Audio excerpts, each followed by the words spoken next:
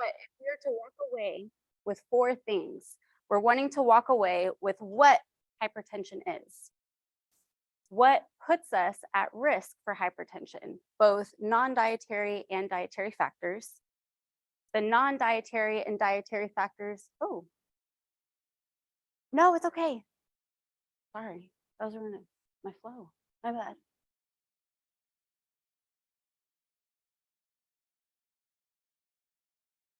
Perfect. Okay.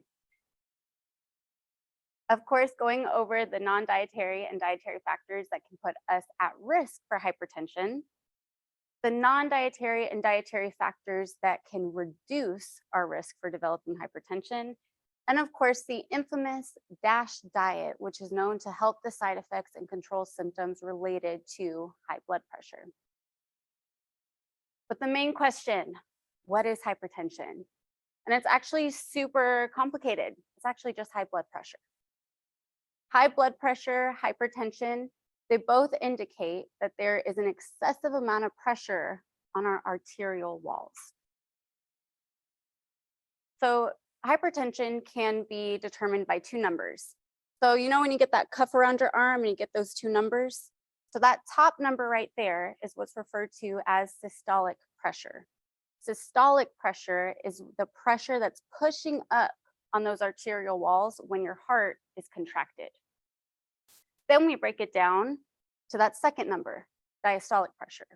Diastolic pressure is the pressure on those arterial walls when your heart is relaxed. And so we kind of break down blood pressure into four stages. Of course, we have that infamous 120/80. That is what is considered normal blood pressure.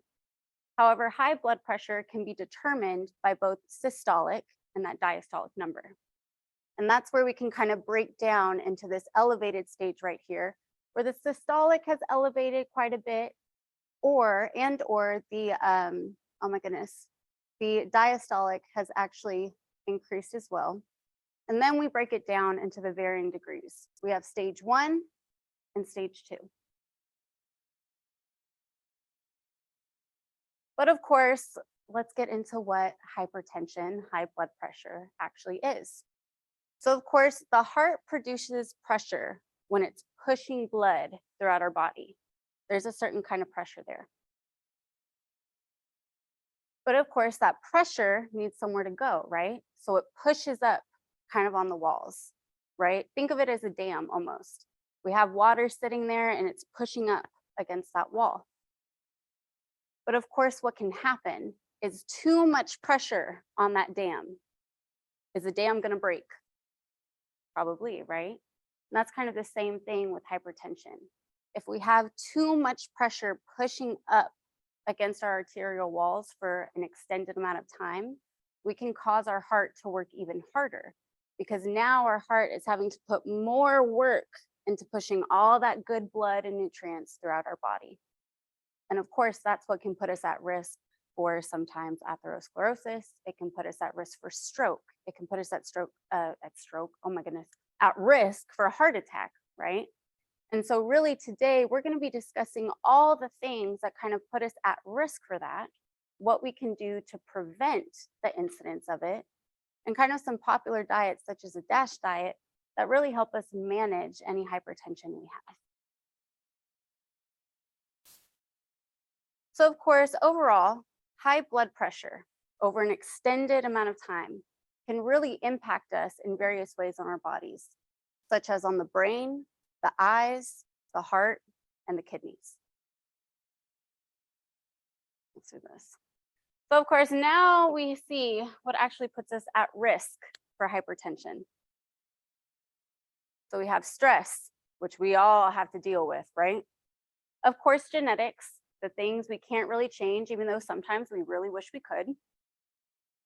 Smoking and lack of physical activity throughout the day. So these are some more of those non-dietary factors that ultimately increase our risk for having all that hated pressure against our arterial walls. But of course, since I'm a dietitian, hello, I'm going to be talking about the dietary factors, right? And so we're going to break it down in a few ways. The number one problem that we see of course, in the westernized diet, and of course, which can greatly, cause or increase our hypertension, is of course excessive sodium intake. So let's get into how sodium actually influences that hypertension. So we have excess salt intake, right? And when you start to feel bloated after having something really salty, you feel like your face is swollen up a little bit, right? Have any of y'all experienced that? I know I experience it all the time. When I have a margarita, hello, it's over with, right? So what ends up happening is water is actually used. I'm going to move this down actually real quick. Give me one sec. There we go. So sodium is actually really important in our diet. We don't want to completely eliminate it. Sodium is important because it's important for nerve function, it's important for muscle contraction, and it also helps us retain water to help with adequate oxygen flow to our body, nutrient flow to our body, and it also helps us lower our core body temperature throughout those Texas summers, right? But see, too much water retention causes us to have a little bit more pressure in our body because now we're holding on to more water, right? Which means we're holding on to more liquids, which means, question time, pop quiz, I guess. Is there more or less pressure on our arterial walls? There we go. More pressure because now we have more water that we're holding on to. And that ultimately is what makes that heart work harder to push all that blood throughout our body. So that's why you hear, oh, lower your salt intake. This is why. You've finally been given the reason why. Hallelujah, right? Now, we're going to move on to the second factor that kind of increases our risk for hypertension, and that's excess saturated fat intake. So some examples of some foods that are overall higher in saturated fat are those really delicious marbled meats, right? We, of course, have full fat dairy products. That's stick butter, right? Stick butter, not, the can't believe it's not butter, or like the Smart Balance, which is actually really good, by the way. Anyways, butter, creams, cream cheeses, of course, that shortening and lard that we all love when we make our frijoles, when we make the tortillas, all of that good stuff, right? So having these items in excessive amounts is what increases our risk. Oh, and of course, surprise, coconut oil. How many of y'all thought coconut oil was a save all? There we go. So a way to determine it, anything that can remain solid out at room temperature, like that stick butter, like that coconut oil, that is a saturated fat. Think of saturated fat as Legos. Legos hurt, right? If you step on them, they're not breaking, right? But they can stack up on each other. And having an excessive amount of saturated fat is kind of like stacking up Legos in our arteries, which of course cannot cause pressure on the dam. Exactly, right? So that's how an excessive amount of saturated fat intake influences and can increase our risk for hypertension. So now we're going to go ahead and get into the why. So typically a high saturated fat diet can absolutely lead to increased cholesterol levels. And that's another point, because I know sometimes we fear, oh my gosh, the cholesterol in foods. But in reality, our body produces cholesterol on its own. So when it senses that external cholesterol coming in, our body kind of says, hey, you can calm down on the production. We have some making up for it. But of course, when we start increasing that saturated fat intake, that's ultimately what can lead to more of that increased cholesterol. And then, of course, now we have more cholesterol, which means we have more things floating throughout the body. And think of cholesterol as kind of getting sticky. So it starts sticking to those arterial walls. It doesn't like moving, which of course now we're increasing the blockages in our arteries. And the more blockages we have, the more our heart has to work harder, right? To kind of push through all those nutrients throughout our body. And then of course, now that we have things sticking on the inside of arterial walls, we have a more narrow space for our blood to flow, which means our heart's going to be working even harder just to get all that blood and all those nutrients to our parts of the body. Now we're going to get into the excessive alcohol consumption. And this is not to say alcohol is bad. We're just talking about when we have it in excessive amounts throughout the week, throughout the month, throughout the year. So alcohol, I have a question. Sorry again, pop quiz, taking y'all back to school, right? Is alcohol a vasodilator or a vasoconstrictor? What was that? Dilator. So who thinks it's a dilator? Raise your hand, y'all. Okay, so who's going with constrictor? There we go. Now we got some participation. Okay, good. So it actually is a vasoconstrictor, but alcohol isn't the only vasoconstrictor. Caffeine is too. So what ends up happening is, let's say you have your arterial wall, right? It's nice, it's beautiful, it's big, you got adequate blood flow going through. But when we have an excessive amount of caffeine, we're talking about over 400 milligrams of caffeine a day, or if we have excessive alcohol intake, our arteries, oh my goodness, our arteries start narrowing in. And of course, now it's a tighter space for all those nutrients to go through our body, which of course, what do y'all think? Is it going to make the heart work harder or less? There we go. Oh, well, it says it makes the, heart work harder. So y'all were correct, right? And now, of course, we get into excessive energy consumption. And so what that means is each individual, each body has a particular energy requirement throughout the day just to get yourself throughout the day. But of course, what ends up happening is sometimes through energy dense foods that we consume, sometimes through excessive liquid calories, we kind of accidentally go over that kind of amount our body likes. And so as we continue to kind of break the barriers a little bit more, kind of going over those calorie needs more excessively, more frequently, that's where we find that our body now is storing that energy. So what it does, let's say, for instance, you haven't gone all day without eating, because I know some of y'all do that. Then all of a sudden you're ready for dinner and you're like, oh my gosh, I can eat the plate, I can eat the table, and then I can have a drink. But see, the thing is those foods aren't bad, but the way our body processes it is energy. And so yes, your body needs that energy, but it may not need all of it at that point in time. So what your body will say is, okay, you know what? My person, thank God they ate. They've gone all day without eating, and we're going to talk about that later. But I need some energy from this meal, but I may not need all of it. So what I'll do, I'll take what I need, but since it's already here, I'll go ahead and send it to the liver. We'll convert it to fat. We'll store it. So going over excessively our energy needs, we start seeing that we have more body fat, which means we have more fat kind of pushing up on all those arteries in our body, which of course increases our blood pressure, and hello, ding, ding, ding, makes the heart work harder.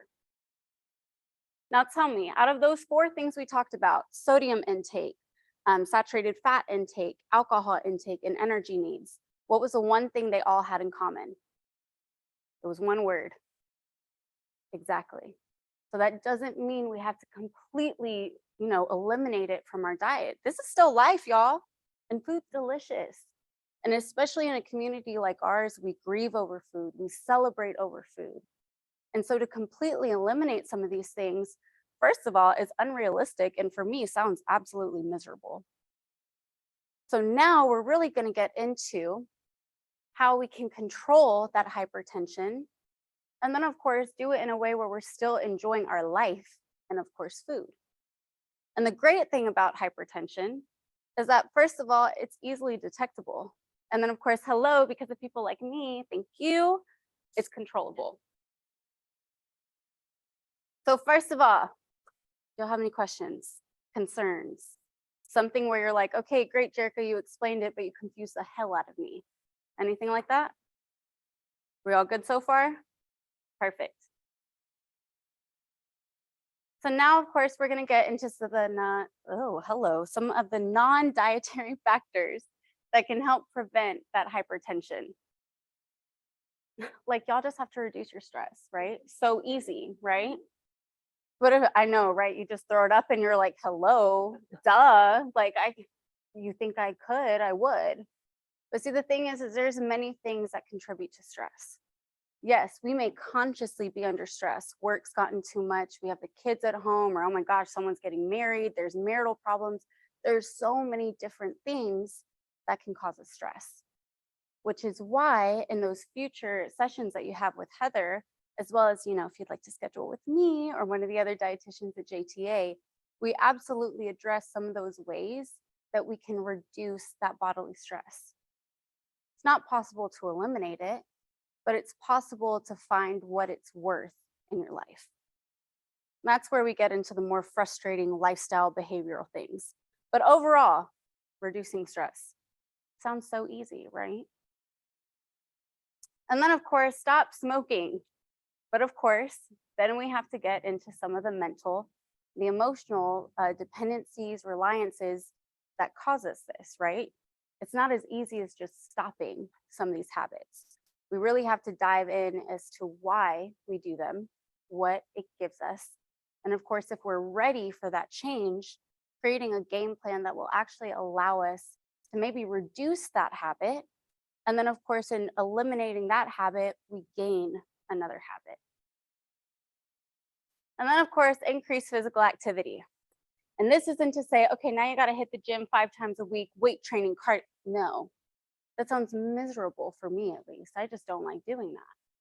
When we talk about physical activity, that just means movement throughout the day. That could be, for instance, you're taking more steps. You have a 10-minute period in your morning where you decide, hey, you know what? I just want to do a quick little HIIT workout, 10 minutes. Or you know what? After work, I'm going to go home, take a walk, breathe. And seeing just that one thing, not only are you increasing your activity, but hello, you're also decompressing, which is knocking out that first reduce your stress, right? So there's many ways that we can discuss just simple, small tweaks throughout your day to start tackling so many different perceived barriers. And then the last one, just change your genetics, right? Which, like I said, impossible, but we all wish we could do it, right? Now we're going to get more into the dietary factors that can influence our risk, but that can also prevent our risk for hypertension. So first of all, we want to be mindful about our sodium intake. And when given the opportunity, we either choose the reduced salt, low salt. For some people, they like raw nuts and things like that. Me personally, I can't stand that. So I'd rather do the low salt, reduced salt, right? But even that small tweak is decreasing your sodium intake. And just that small decrease over time is what's going to help reduce your risk for hypertension. Oop, hello. And then, of course, increase fruit and vegetable intake. Oh my gosh, so great. The great things about these is that they do have a lot of great fiber. And fiber, what is a really beneficial thing about fiber? What do y'all know about fiber? What was that? Makes you feel full. What else? What was that? Come on, speak up, speak up. Okay, yeah, there we go. The big R word. We love it, right? Anything else? Any ideas? Oh my gosh, yes, I get to teach. Okay, so fiber kind of moves throughout our body. We don't completely digest, we don't completely absorb fiber. So it's moving throughout our body, going through our stomach, going through our intestines. And essentially that fiber is like a magnet for LDL cholesterol. And since we don't fully digest, we don't fully absorb fiber, where do you think that fiber and now that cholesterol is going to go? Out regularly, right? So that's where by increasing your fruit and vegetable intake, you're naturally already helping to manage your overall cholesterol, which of course, if we have nice cholesterol levels, are we going to increase or decrease the pressure on our arterial walls? What was that? There we go. And then of course, remember, reduce. We're not talking about eliminating. We're just reducing the overall caffeine intake. We're reducing the overall alcohol intake because now our arteries aren't kind of closing in as much. Now, majority of the time, our blood has a nice space to flow through and our heart doesn't have to do a lot of pressure, a lot of work pushing all of that throughout our body. And then, of course, eating within our energy needs. And this is something big. When we say within our energy needs, yes, majority of the time, people are most interested in weight management. And so no matter how you achieve a caloric deficit, whether it be completely restricting a food group, whether it be intermittent fasting or keto, yeah, you're gonna lose the weight because you're eating less than what your body needs. But see, the thing is eating significantly below what your body needs. That's where we can see, okay, why are my triglycerides going up? Why is my cholesterol going up? Why am I having high blood pressure? So this all really, everyone's favorite word is balance. But that's why professionals like myself are here, because we have the tools to calculate your energy needs, give a range. Some people prefer weighing things out and calorie counting. Me personally, I don't like it, too much work. I'm lazy. But of course, we can at least establish a baseline to say, hey, you can have all this and your body is still going to be happy. And now onto the infamous DASH diet. So the DASH diet consists of some more fiber dense, complex carbohydrates with overall low saturated fat.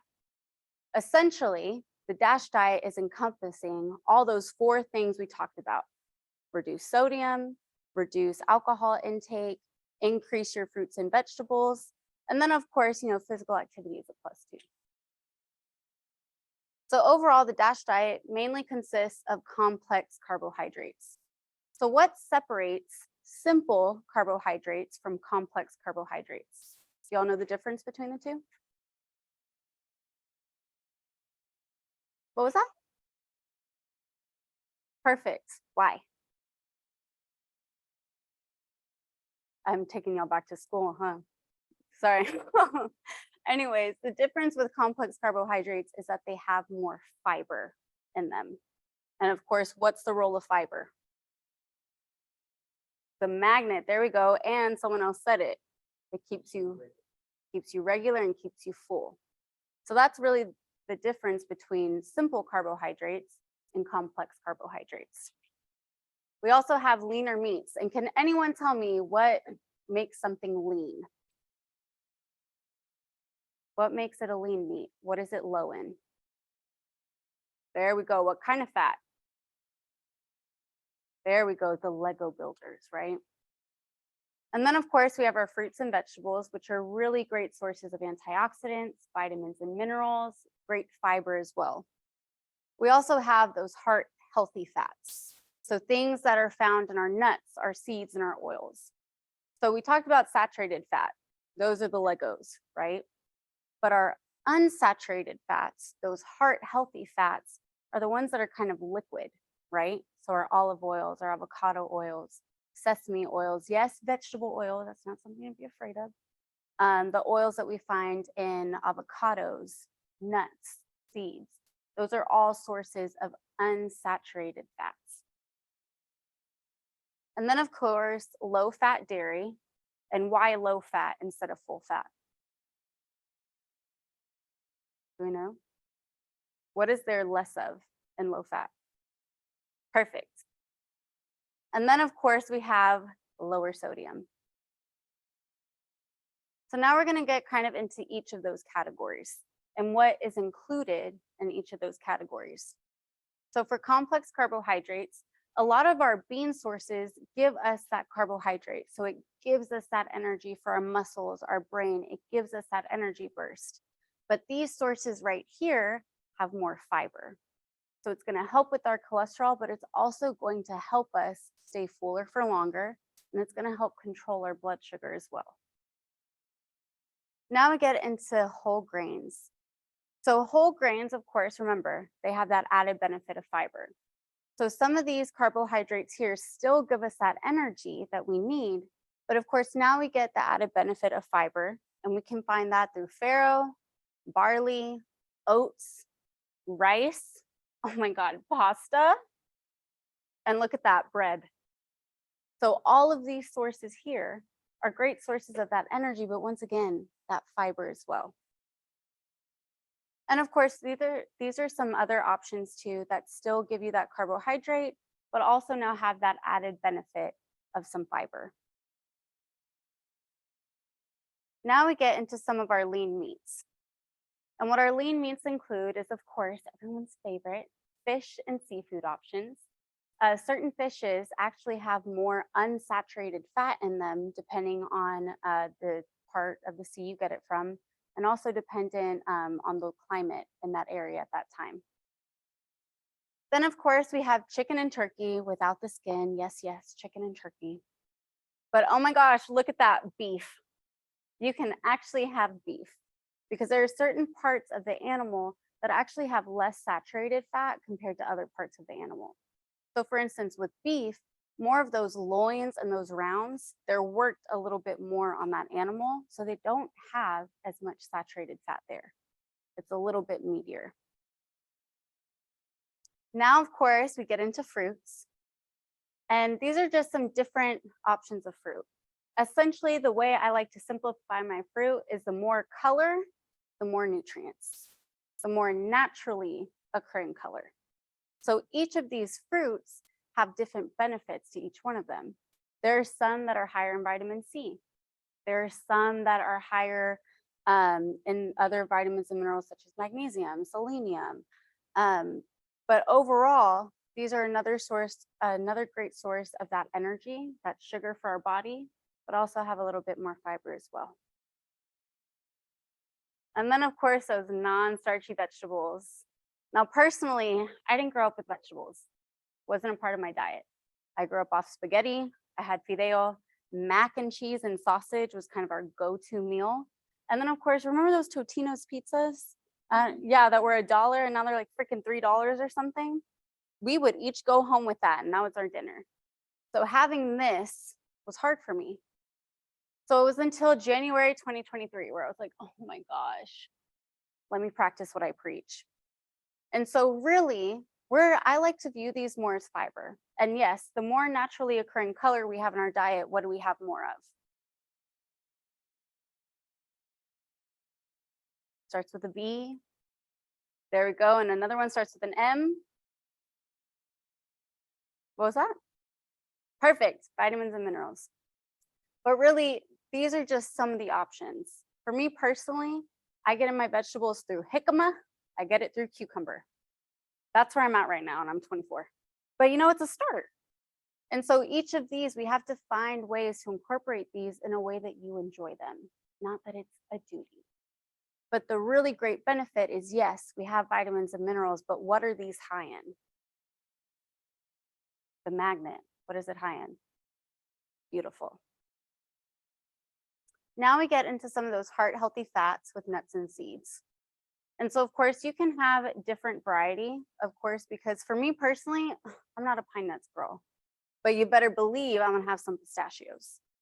But really how we like to view this is, hey, these are great sources of that heart healthy fat that's gonna provide structure for my brain, that's gonna help reduce stress on my body.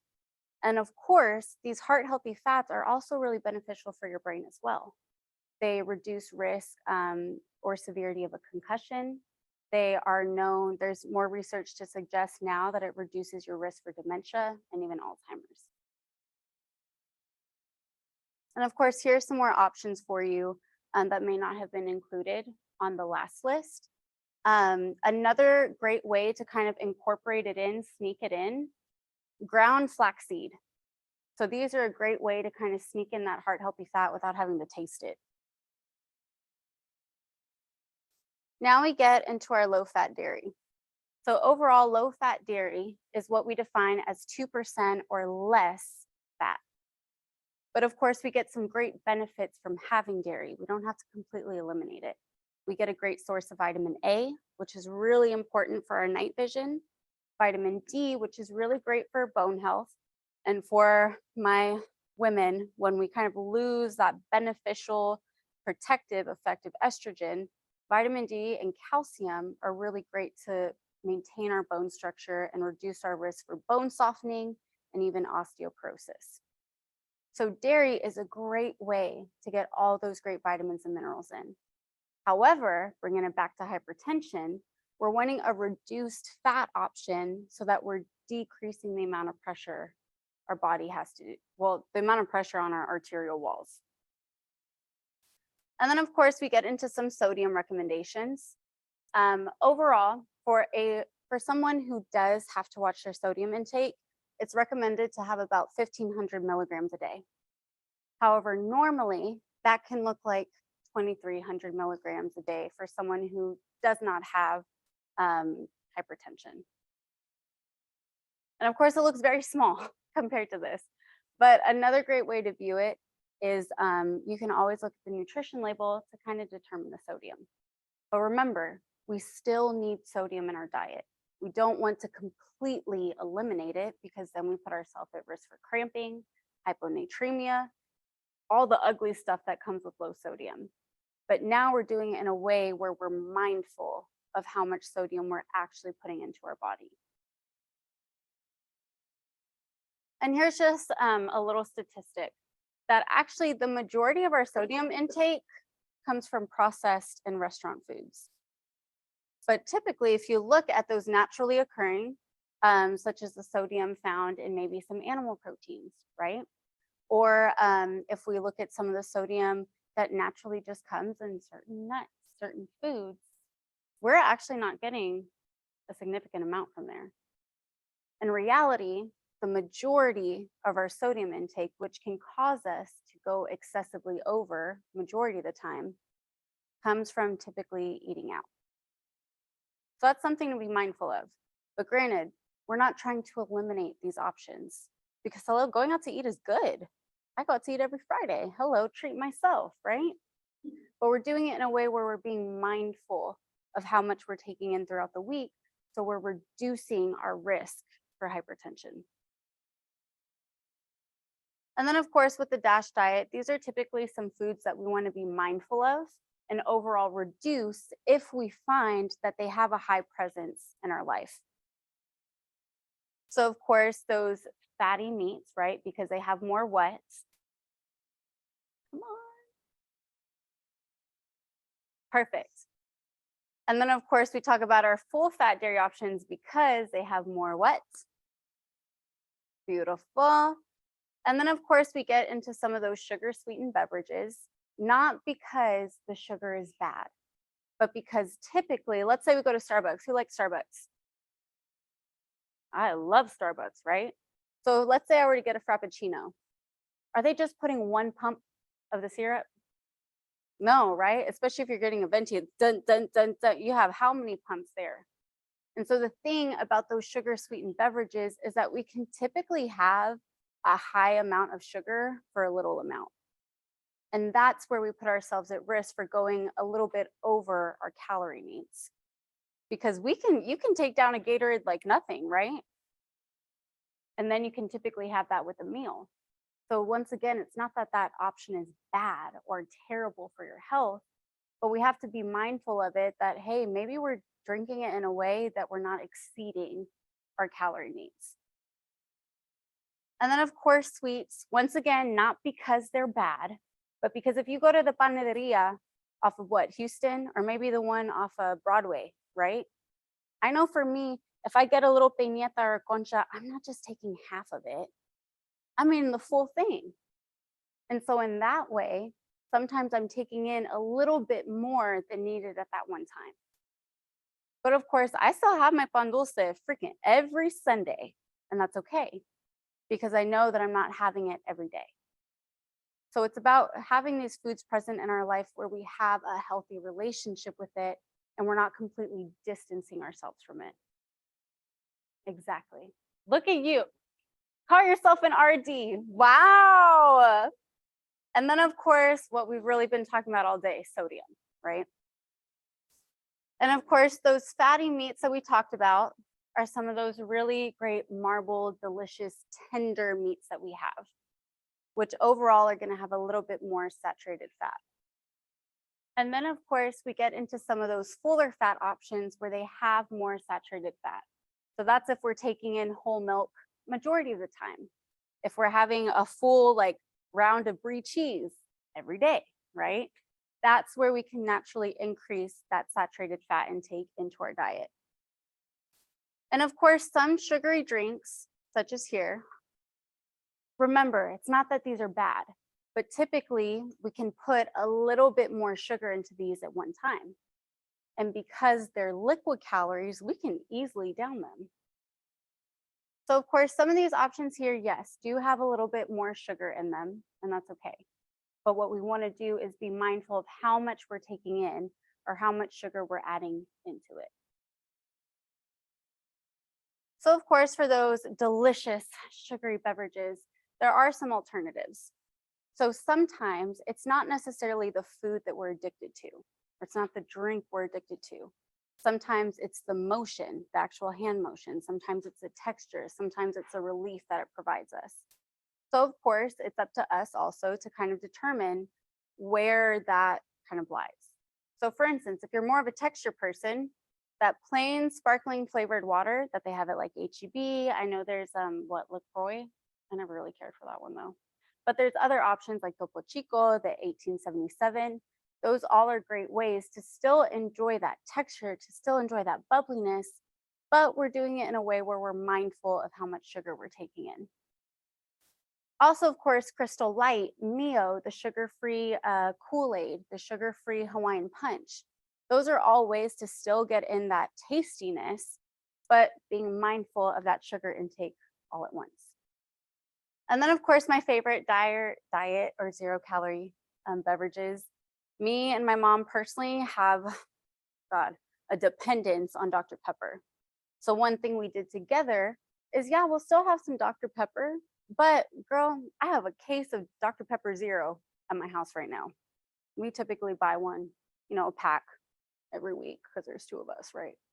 But those are some great ways that you can still get the flavor, but what are we being mindful of? Perfect. So of course, here's some recipe ideas for y'all. Once again, y'all have the available resources, so y'all can always look it up. Of course, these are overall going to encompass kind of those main topics we've discussed: lower saturated fat, lower salt, more fiber. But hello, if you want more, that's why I'm here, as well as my other team members. So you can absolutely schedule a one-on-one consult with us where we really get into the depths of your lives and find ways that we can incorporate change, but in a way where you feel like you're not having to completely eliminate things in your life and you're not having to make a 180 change. The thing about 180 changes is, yes, we oftentimes are stimulated by fear or desire. So we can have this really high motivation to make a drastic change in our lives. But just as fast as we can make that change is typically just as fast as we can revert back. So by counseling with our dietitians, we're really going to be taking the time to make those small incremental changes.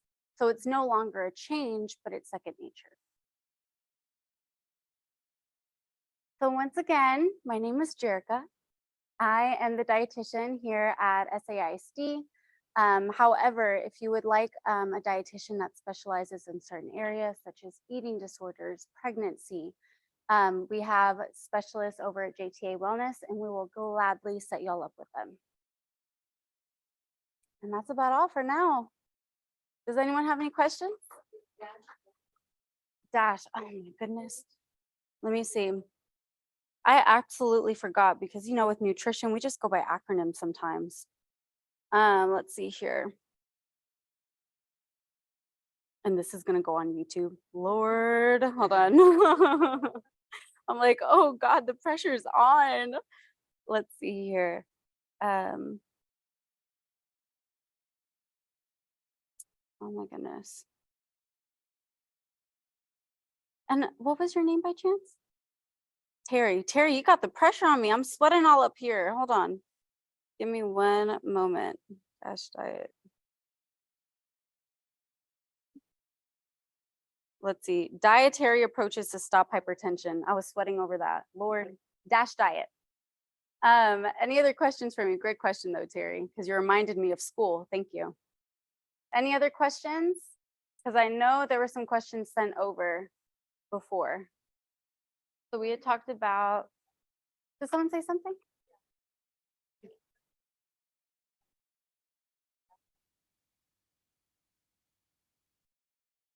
Right. So a lot of the times, they are very similar. The Mediterranean diet overall has higher fruits, has higher vegetables.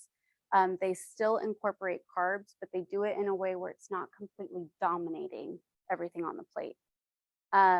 Of course, they have higher fish intake as well, which means they're getting in more heart healthy fats. Really, the DASH diet is popular because it really focuses into on sodium.